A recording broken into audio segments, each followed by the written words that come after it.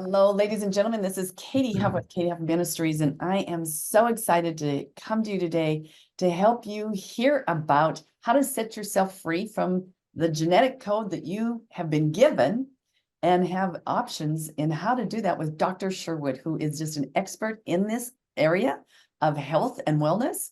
You can find him at sherwood.tv. You need to check out his website. You need to check out his supplements. He is the picture perfect example of health, he and his wife, and they want nothing but the best for us, as I do. So I'm thrilled that we get to share with you a little bit about the genetic code that we were born with and how we can make it as strong and as durable to weather any storm. So thank you, Dr. Sherwood, for being here. It's such a blessing always to be able to share information that can only improve the lives of the people that are listening to this podcast and yours.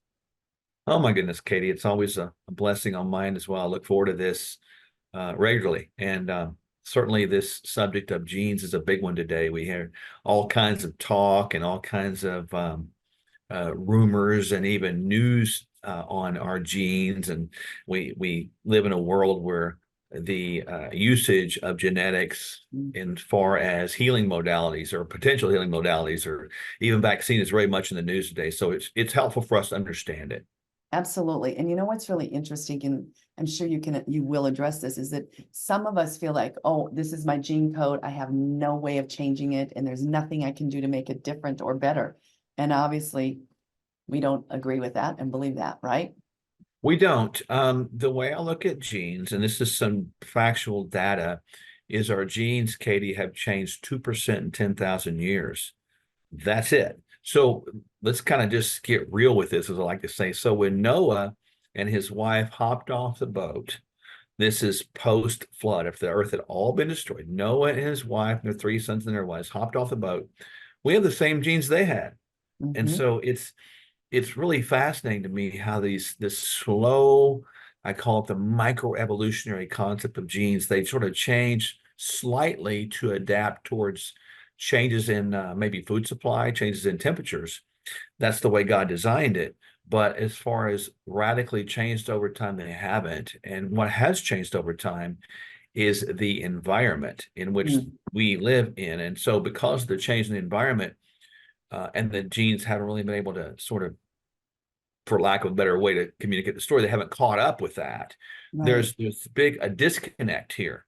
I call it incongruence. It doesn't work anymore. And so because of this incongruence, we have these disease processes that we see really prevalent today that we did not see, 1,000, 1,500 years ago, 2,000 years ago. Diseases Right. such as type 2 diabetes, heart disease, cancers, multiple autoimmune conditions are showing up now, osteoporosis, Right.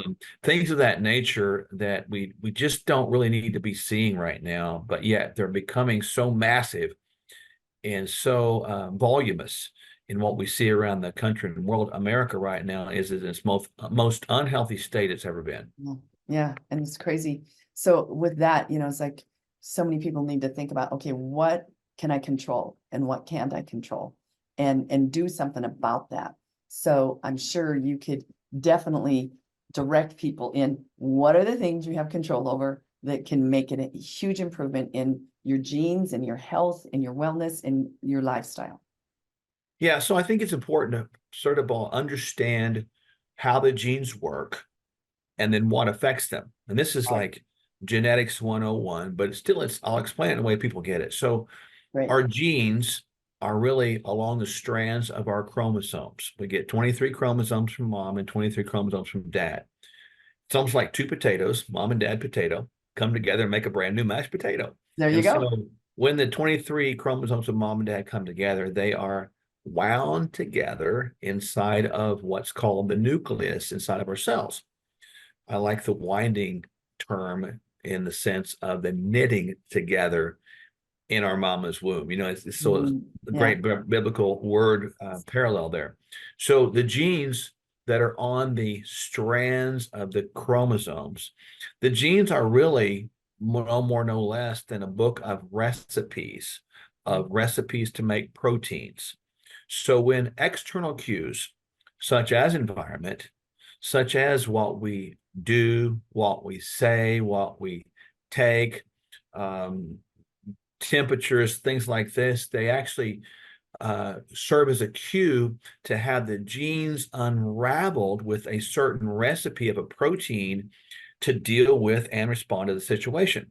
Mm. That's called genetic expression. So the unwinding of those genes with this recipe is translated from the nucleus towards the outside of the cell. That's what we call tRNA, right? And Mm-hmm. so then once it's translated, it's transferred to the mRNA, which is the messenger RNA, Yeah, which is really the recipe that says, hey, I need all these amino acids to make these proteins, and then the body carries that out so that the protein can create the function. And right. proteins that people have heard of might be like antibodies towards viruses or things like that. They might be sort of proteins that make hormones and make peptides, et cetera. But our body is very responsive to these outer cues like this. Mm. And so once we understand that, we begin to think, okay, how can I control the outer cues? There's a lot we can do. We Right. talked about last time, and I encourage people to go back and listen to that podcast on stress. So the Mm. way we respond to life, stress being a verb, give people a hook to go backwards and watch that one. The way we decide to respond to stress is a direct effector of our genetic expression. So in Right. other words, we do have control over the way our genes express themselves. And I know a lot there, but just to kind of get our minds in that, like the genes are a loaded gun and the Mm. environment's what pulls the trigger.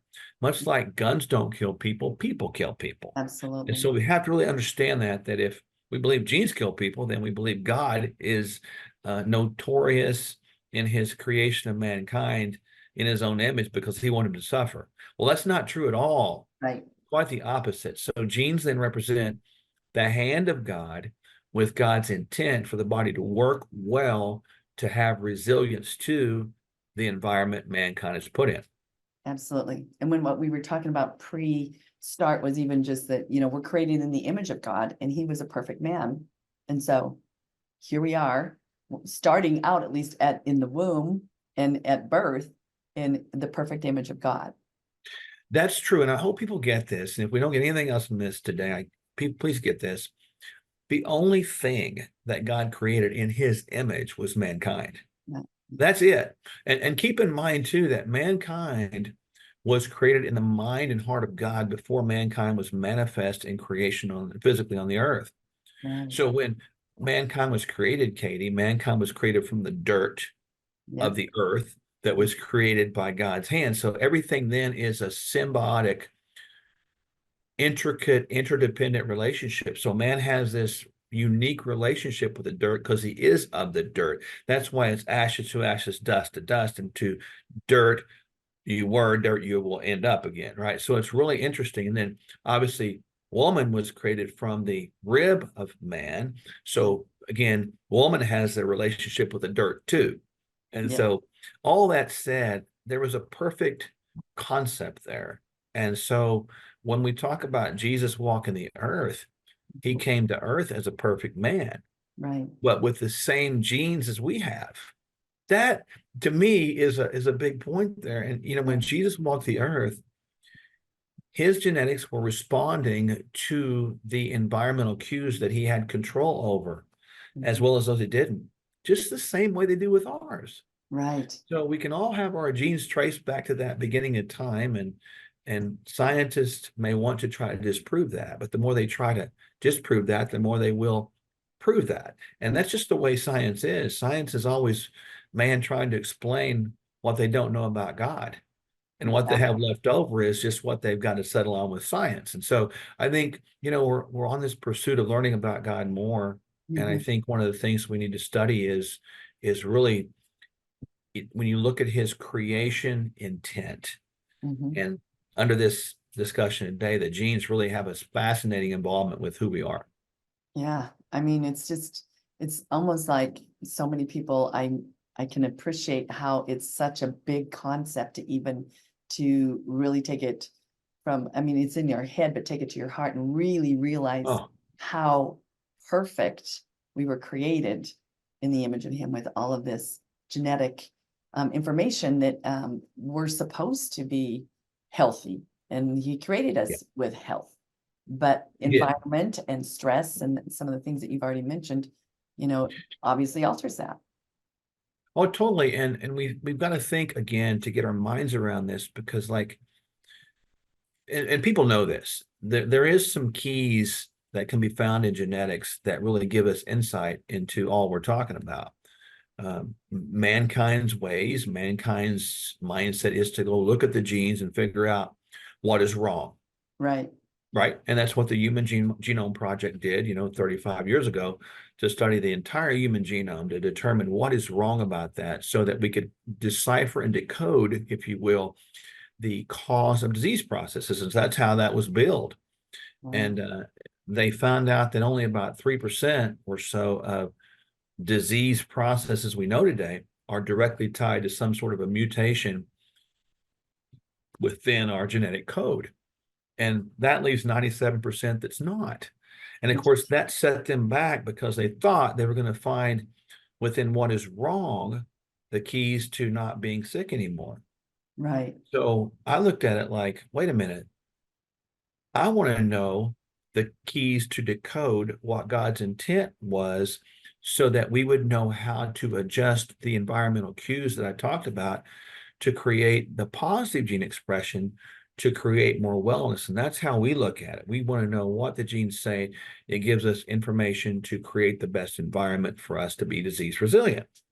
That's awesome. And what a blessing, because we can, and there is a way to live a healthier life, obviously.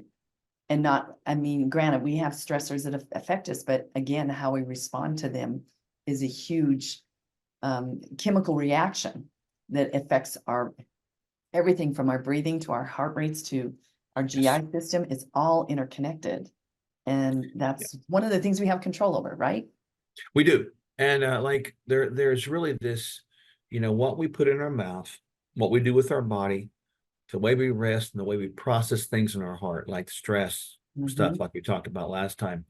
These all have a direct relationship, not indirect, a direct relationship on our genetic responses, our genetic flow, our genetic downstream effects, right? So when we take in food, for example, that is inflammatory by nature, Right. let's just explain what inflammatory food is.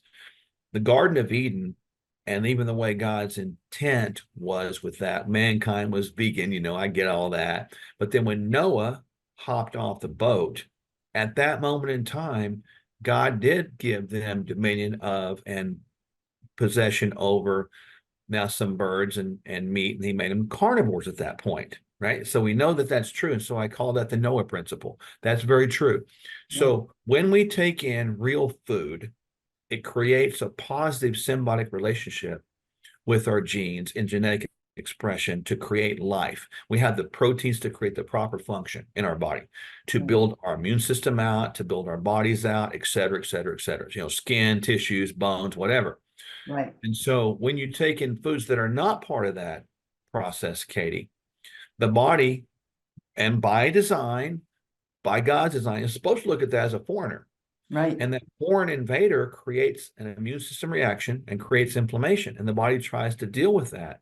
And again, that's all in our genes. And so when I talk about inflammatory foods, if we see those today that are perpetually and encouraged to take in, even in church gatherings, and I don't understand it because it's the opposite of what God wanted. It's the opposite of what God's intent is, and people are suffering right now.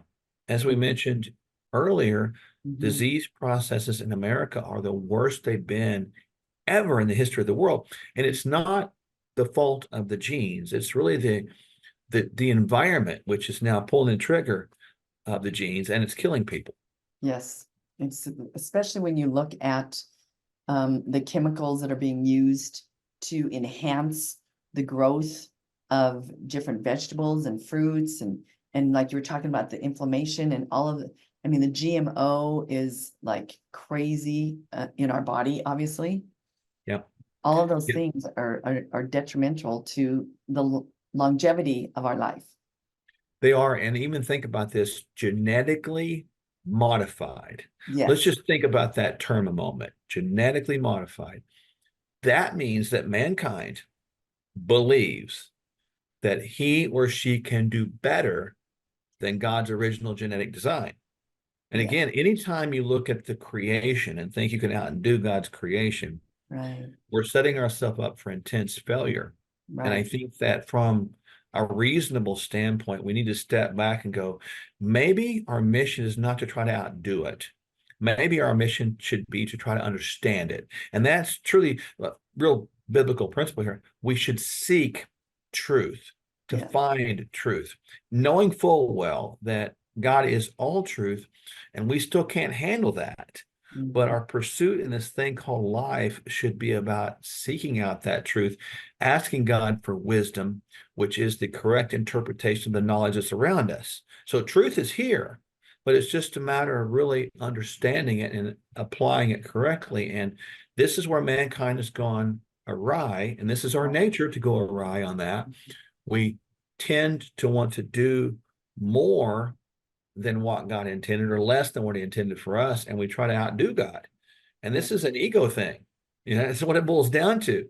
And people don't like that, but No. ego is edging God. God out. And there's no question that's exactly what we're trying to do here. Well, and I think the other thing, not only edging God out with the ego, but also looking for the least path of resistance. So when it comes to making choices about what I'm eating, how I'm sleeping, the inflammation that we get because of the choices of the food that we've chosen because it's cheap or it's easy, or, I mean, it takes effort to obviously want to be eating clean Yeah. so your body is healthier because it's not being contaminated by the chemicals of all these different foods. Well, that's true. And, like we run genetic panels Yeah. on literally everybody that we deal with. And a lot of people know what we do and who we are and what we do it. So they're not really concerned about it. But some people are like, I don't want to know. I'm like, why wouldn't you want to know? I'd want to know more about why God made me the way he made me. I'd want to know why Right. that works. And so when we understand that information, we're able to come behind that and create proactive environmental action steps. Like, here's what you eat, here's what you do with your rest, here's how you exercise, and here's why we want to control and manage this verb called stress. And Mhm. so when you do that, you're able to have concrete information. And we're even able to look at genetics today and see the metabolism of certain vitamins to see, okay, here's Katie, here's Mark, here's John. Which one of them might need vitamin A more than the other? Which one might need vitamin D more than the other? Which one might need more omega 3s? And it's fascinating when you give someone a blueprint. They're like, Right. oh, this is such a relief. So it eliminates a lot of uncertainty, and it gives a lot of actionable steps in the right direction under the context and principles of God. And I think it's a unique approach. As far as we know, there's not anybody else out here doing that, but I No. hope more will at some point, because I think it's an untapped resource that God has given us. Oh, absolutely. I mean, if you can get down to the genetic cellular level and know what's going on in the body, then you can change the direction of the results of those testing by manipulating food, exercise, sleep, all of those things. Correct. And all we're doing is changing and understanding the genetic expression. So think about the genes Excuse me. as a language that responds to environmental cues. And again, if we control the cues and know what the cues are going to do and how the genes are going to respond, it gives us a predictive um, grasp of how we can become disease resilient instead of just waiting with fear. And that's a whole other ball game, waiting with fear about what we think our genes may be doing to us. And so it's really like you mentioned, like excuses a lot, like I hear a lot of people today, well, I've got bad genes. Stop, false statement. Nobody's got Right. bad genes. I hear today people that kind of a cop out, I look at it. Well, my genes are such that I'm prone to type 2 diabetes. I even hear terms like I'm predisposed. Yeah. That's even like we're predestined. And think about that in the connotation of the predestination or predetermination of the way God views us. He knows what we're going to do. He knows how we're going to turn out. He knows what our choices are going to be, even though we have the choices. But when you go back and take this excuse mentality as it relates to our genes, it sort of it gives you the determination your choices don't matter. That it was already determined for you to become type 2 diabetic or die of Alzheimer's or heart disease. So why bother? Just don't do anything. And so it sort of takes this idea of responsibility off of us. And again, the greatest responsibility God gave us, he put on us, but he gave us, he equipped us to be able to do it. So Yeah. again, it's a whole sort of a wrenching back and forth, a fight between truth and fiction, between falsehood and this promises that God made. Yeah. Yeah. And sometimes it's just being willing to do what you have to do to get the information to be able to, move forward with a plan. Yeah, it is. And a lot of people don't know what to do. And we've done our best and we'll continue to do our best to you know, to make sure people have information. But ultimately, it's our job as people. We Right. really believe this to sort of gather, seek knowledge and truth, and then get with people through wise counsel, whatever that looks like in whatever area, to begin to put those action steps into action and do something with it. Information is no good if you don't do anything with it. Exactly. The word And of God is no good if you don't do anything with it. It's the same principle. So, life is not, separate, physical, emotional, spiritual. It's all one. And right. so it's why it's so important to understand this from that sort of three filter into one approach. And if we can do that, it sort of clears things up a lot. I know a lot of people out there have familial tendencies Mhm. that see certain disease processes show up. Does that mean that we are destined to have that? And the answer, I believe in God, is no, Praise because God. why would our lives be created like that? What could we be doing to live in a way to be proactive, to put ourselves in a situation where the body can do what it's supposed to do so that it won't go down the roads of what it's not supposed to do or the way it's not supposed to be in its best. So I think it's a very positive way to look at life. Absolutely. I think some people unfortunately have the attitude that this is what I was born with, this is what I have, and this is my trail that I have to be on because this was my genetic code, where I don't believe that, obviously, because there's so many other things that impact that genetic code. I don't believe it either. And I'll give you a practical example, and I think everybody listening will get this. Yeah, If that's true, and let's just presuppose and say, okay, it's true. Genes determine disease processes. Then why did Jesus heal people? right, right. Why would he need to? Because Yeah, if it was determined and God made us, then that means he determined us to be sick. So why did Jesus walk the earth and heal people? And then why did he say in Matthew that the disciples would go about and heal and cast out demons? Why did he tell us that? I mean, that would make him a schizophrenic, right. psychotic human or God. I mean, what is that? It doesn't make any sense. And so Yeah.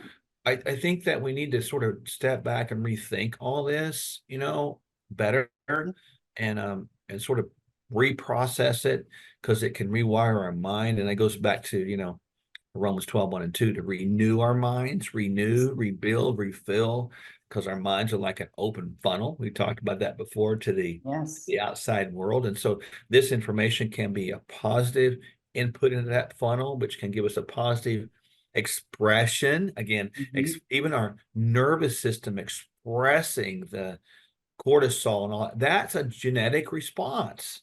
Right. In the nucleus of our cells is the first formation of hormones. Wow. In Yeah. the mitochondria, right there. Right. That's crazy to think about. But our Mhm. whole idea of functionality is wrapped into that genetic code. Yeah. And it's awesome that there's ways to figure that out and see that and be able to do something about it versus just throwing in the towel and saying it is what it is, because it truly isn't what it's not like you can't do something positively moving forward by having the information, like you said, to be able to then make a decision that is in the best interest of you and your family and what you are willing to do to have this amazing life that God has created for you, instead of just throwing in the towel and saying it is what it is. Life requires effort. It Absolutely. does. And It is, I go back to completely. that scripture, if faith without works is dead. Yep. This is just my little Mark pet peeve here, Yeah. and it's not a pet peeve, it makes me angry. It just makes me very frustrated and sad. People that can quote scriptures, blah, blah, blah, blah, blah. I Oh, mean, yeah. I admire that. That's cool. Yeah. But if they don't become action, all Mm, you're doing is quoting a book. When they become actions, they become the words of God. And I think people need to really think like that. And so we need to begin to live this out. It means it's a transformation of our life, mhm. which transforms the style of life that we have, and it transforms us from an excuse-ridden um, person who acquiesces just to allow the Babylonian environment, the Mhm. environment that has now been turned over to Satan temporarily, Mhm. to take control over us and take authority over us, and that's not really who we should be. No, not at all. Jesus came to give us life into the fullest, Yes. not to just settle. And that's why I love this podcast, is like setting yourself free and no more shame, settling, or self-betrayal. And there's self-betrayal in all kinds of things. Self-betrayal is deciding where you go to work out, if you work out even, what you eat, Yeah. what you don't eat, how much you sleep. I mean, those are settling issues that we decide versus saying, I'm going to be proactive and preventative versus reactive and costly. Yeah, this idea of just settling Mhm. in practical terms is just quitting on life, saying, what's the use? Why try? I quit trying, and it's almost defeatist mentality. Right. But we're going to have problems. I mean, go back to John 10:10. In this world, you will have troubles, trials, tribulations, problems, whatever you want to interpret that to be. But Jesus said, I have overcome the world. Man. And if he did, we can, because his genes are the same as ours. He told us that we could do what he did and greater things once he went back to the Father. And for me, I'm just going to choose to believe that.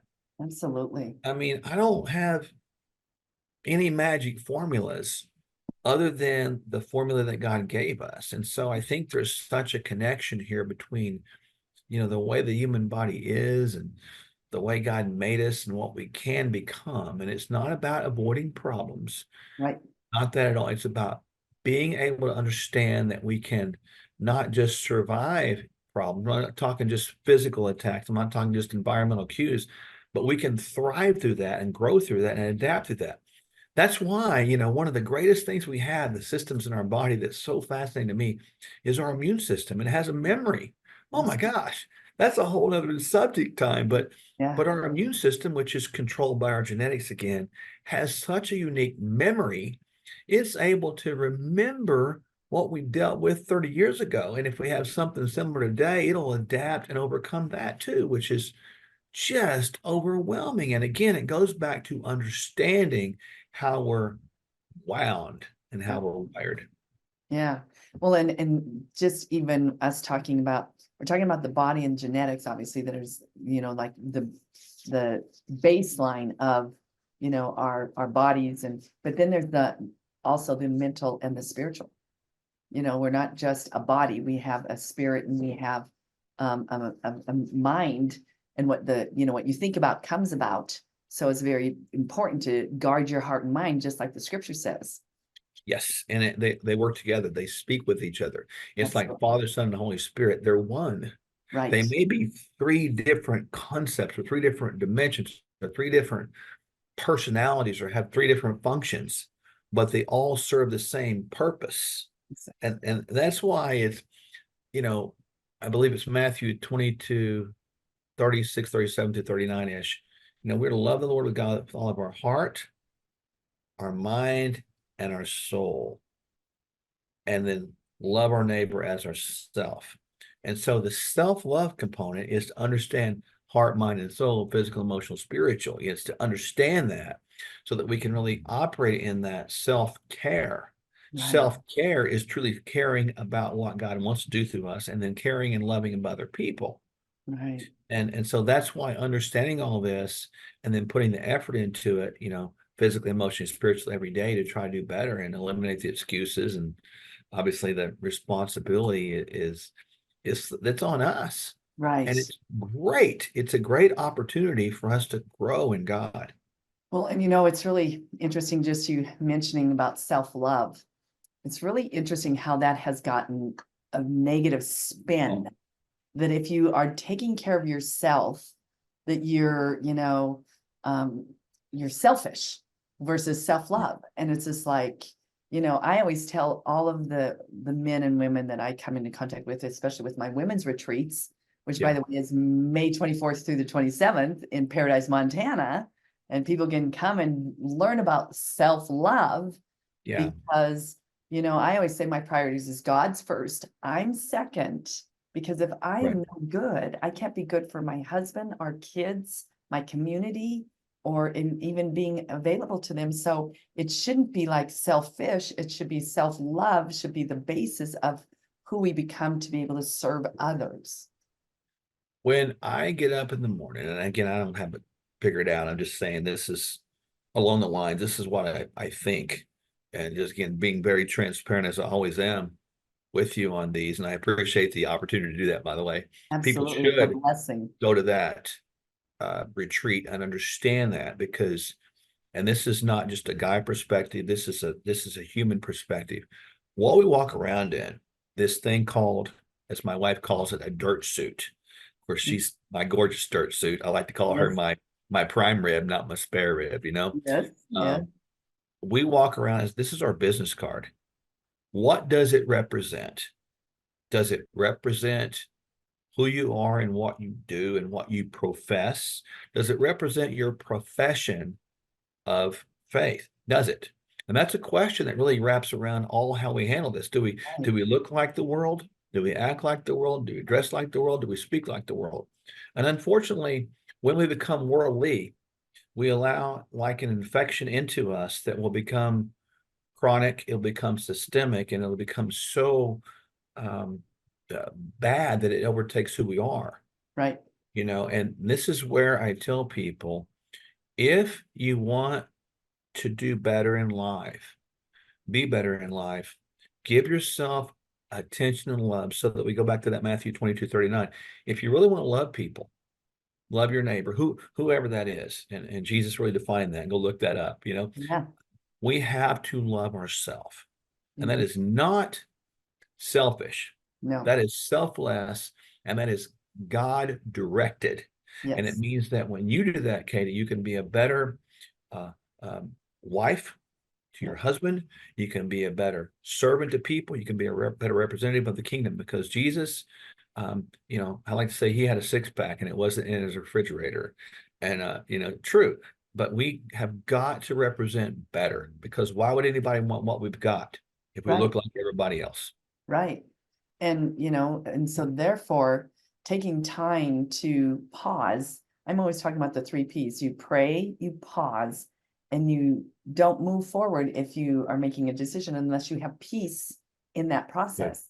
And you continually stay in that position of praying and pausing until you hear from God saying, now is the time or don't.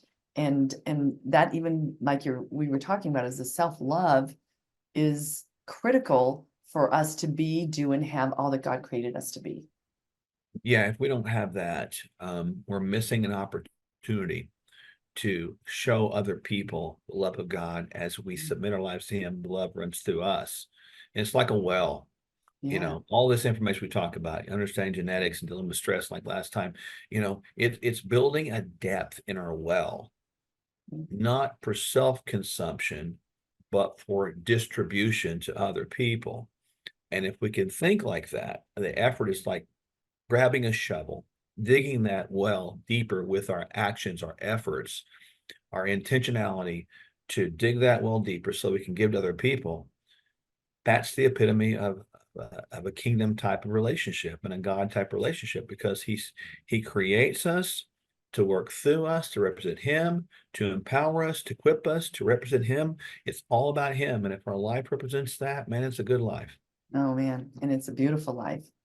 And so with that, because we have started with genetics and then we've gone into the self-love, and which is part of getting your information from the genetic code that we have to be able to make decisions, what would you encourage the audience to for their call of action and the next step when it comes to starting to truly understand the genetic code to make sure that you are doing all that you can to maintain that?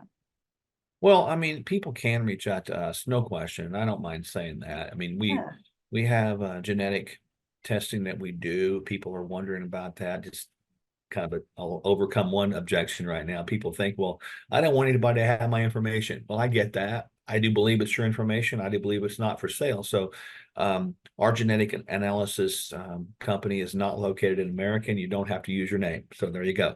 So we overcome that objective because I want the data, I want the information, and I want the information to put into action steps. And so people should understand that if you get an opportunity to reach out and get that done from a practitioner or an expert in that field, do it, understand it, don't be scared of it.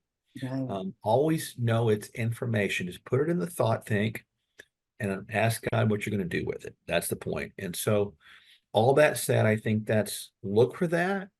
Don't be fearful of that and take action steps towards that. And if people do want to reach out to us, it's super easy. We send people a little blood spot kit. You know, they prick their finger. We give them a little pin Yeah, to prick it with there, and send it back. If somebody uses an alias name, just remember what it is, because if you don't, we're in trouble. if you're having memory problems, make sure you write that one down. Write it down. Yes, I've had people use names once or twice, like, I don't remember what I did. I'm like, oh no. So I have to go back and figure out a Right. process of It's elimination, timing, and like all this you're stuff. trying to remember all your passwords, right? You have to Oh have yeah. a password manager. Yeah, exactly. That's right. So definitely that. Okay, well, awesome. Well, I am just so grateful and I am so thrilled that we were able to share from all these different directions, from genetic to emotional to spiritual to, all the things that we are created to be like our Jesus. And so what a great example of the perfect body, which is hopefully we're all striving to stay healthy and obviously moving forward in what God's calling us to be, do, and have. And so I just thank you, Dr. Sherwood, for all of your knowledge and your heart to serve. You're an amazing man of God. And I just hope everyone will go to sherwood.tv, because that's where you're going to get all kinds of information, and their supplements, and they're there to serve you. And also to come to katie-huff.com/events for May 24th through the 27th in Paradise, Montana, for you to become able to come to Paradise, Montana, and spend some time on self-love and becoming the person that God has created us to be. And our theme is be bold and break through. So we're going to help people to break through that limiting beliefs of who they're meant to be and who they think they are, and really walk out who they truly are, which is a beloved son or daughter of God. So thank you, Dr. Sherwood.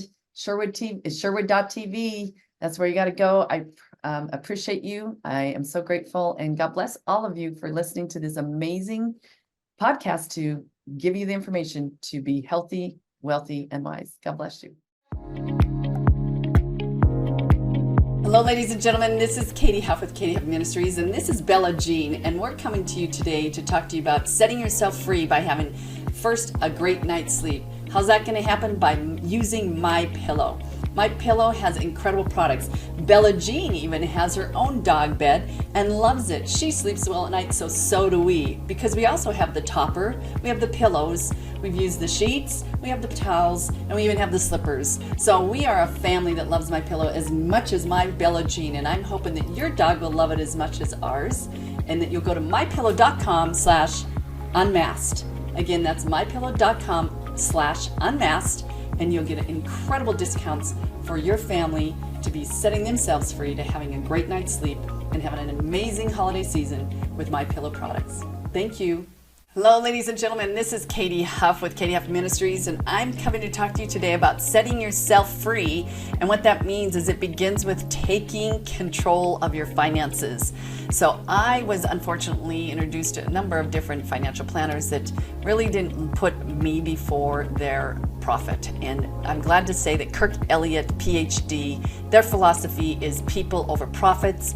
They don't rush you. They have a holistic approach. They took my SEP, they invested it into gold and silver, which obviously is diversifying. It may be for you, it may not, but I will tell you this, KirkElliottPhD.com/unmasked, they will go beyond making you comfortable and knowing where your money's going. And so I would just say, take control of your finances. Go to KirkElliottPhD/unmasked for a discount and great advice and peace of mind that you'll have.